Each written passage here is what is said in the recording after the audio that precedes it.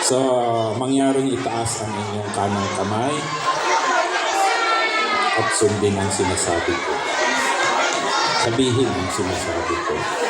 Ako si, banggitin ang inyong pangalan, nahalal bilang posisyon mo sa organisasyon ng SEFG, ay taimtim na nanunumpa na tutuparin ko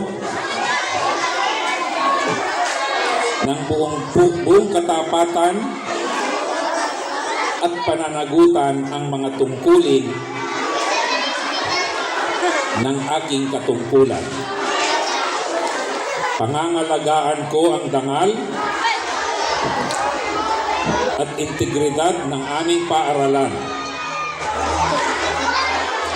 Susundin ko ang mga patakaran at alituntunin ito. At magsisilbi ako ng may katapatan, paggalang, at pagmamahal sa kapwa mag-aaral.